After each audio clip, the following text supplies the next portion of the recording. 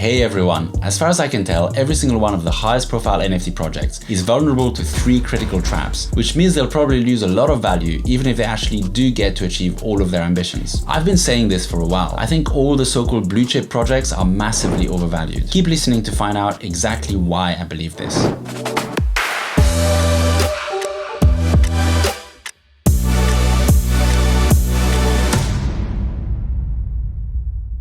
Hey everyone, my name is Daniel Tenner, aka Swombat, and in these videos I use my 15 years of experience as a successful entrepreneur working with hundreds of other tech startup founders to bring some clarity to Web3 and NFTs so we can all make better investment decisions. I love making these videos because there are a lot of lessons from the startup world that translate really well into the NFT world, and so there's a lot of easy learnings that can help us move forward faster.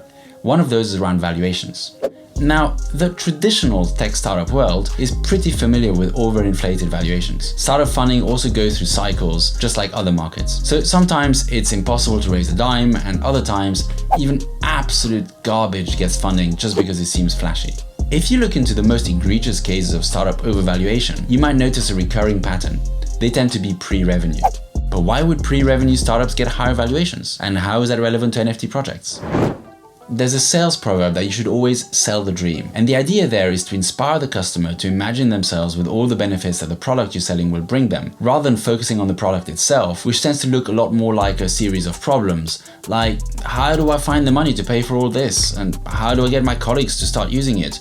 Or how do I get it integrated with my other workflows? It takes a lot of skill to keep the customer focused on the dream when they're actually going to have to get into the nitty-gritty of adopting the product very soon. It's substantially easier to do when there is no product, because it's still in development, or maybe it's not even begun development. It's just a dream in the salesperson's head as well. It also helps that imaginary products can be whatever the hell you want. If the customer wants a red button on the side that activates a flamethrower, sure, why not? So long as he gets that purchase order in. The same is true for startups and NFT projects. If the product is pre-revenue, and even better, if the product is very vaguely defined but still exciting, it's gonna get valued a lot higher because people will be projecting their dreams onto it. In Web3 and NFTs, everything is so new, most projects over the last year or two have been able to remain credible while keeping their product totally vague and undefined. In some cases, they just don't even have a product at all. This has been especially true of all the high-profile projects which are building global brands and so on. They're just leaving it to everyone to imagine for themselves what that looks like. Is it Disney? Is it Marvel? Or Louis Vuitton? Or Supreme? Or Apple? Whatever you want, darling. So with NFT projects, it's the same as with startups and products. It leads to higher valuations because everyone can just make up whatever gets them excited, since there's nothing to keep them grounded. Because of this, it's very tempting for projects to keep their product vague and promise the moon, just making sure it's a distant moon. And in fact, it's the only way to get ridiculous valuations. Projects that are more grounded and tangible tend to stay closer to earth, and they usually have a much lower floor price. So that's trap number 1, keeping things vague. Now, once that first decision is made, it's very tempting to fall into trap number 2, keeping the link between the NFT and the business undefined. This is incidentally also the main reason why holders get, quite rightly, very uncomfortable when their project raises VC funding. We'll get back to this in a bit. If Doodles succeeds in building a global brand, why exactly is owning a Doodles NFT valuable? For the collector value? Is that really enough?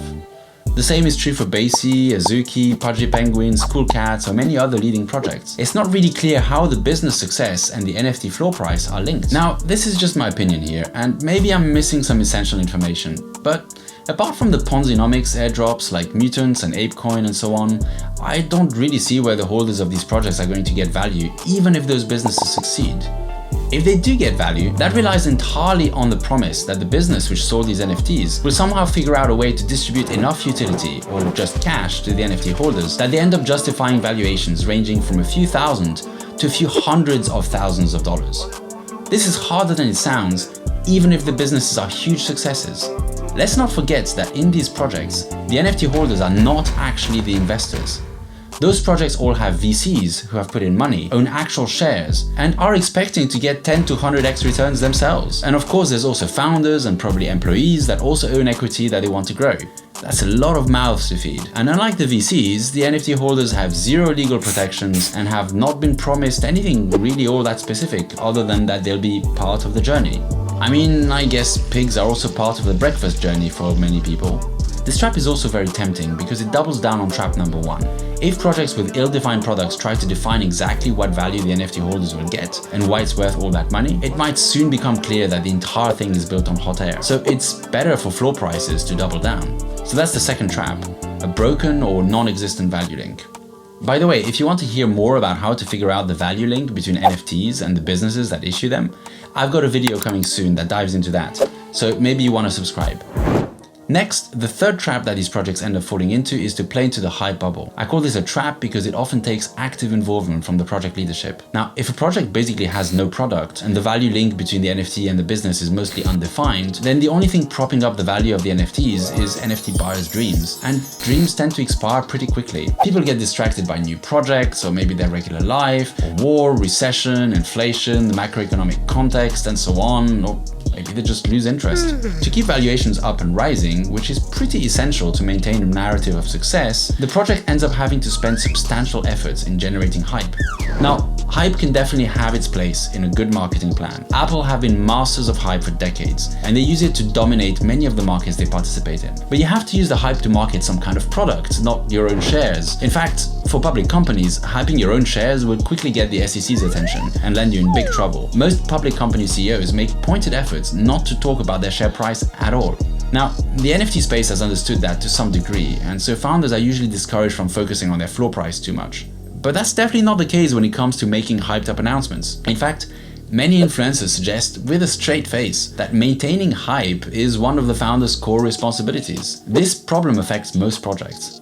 Those who don't play the hype game at all tend to be considered dead, even if they're hard at work building actual value, using their funding in productive ways instead of just to pump their floor price through hype. It might take them a few years to get there, but at least they're going somewhere. For high-profile projects though, this is a critical issue and very common, I think. They simply can't afford to let the hype die down, or else their floor price will sink with it, since mostly it's all they have, with no product and no link between the business and the NFT. This constant focus on hype takes them even further away from focusing on building an actual product. So that's the third trap, the focus on hype. All of this means that, in my opinion, every single one of the highest profile projects in the NFT space is likely due a massive correction. How massive? Personally, I think of the order of 80 to 90%. Yes, from today's prices, in the middle of a bear market. Of course, NFTs with their tiny supplies are subject to a lot of market manipulation. It's relatively easy for a few whales to corner the market for a project and keep it propped up, at least for a time. And the whole diamond hands meme and sell-shaming encourage irrational valuations even more. So it might take a while for these prices to come back down to earth. And who knows? Maybe in that time, some of those projects will find a way to pivot to actual value. And maybe some of them will strike gold, and that actual value will turn out to be enough to justify current prices. Pretty long shot in my opinion, but it's possible. Eventually though, whether it's a matter of months or years, I think all projects have to come back down to earth by defining their product and clarifying the value link between the business and the NFT. And when they do, the three traps will bite them hard along with their floor price.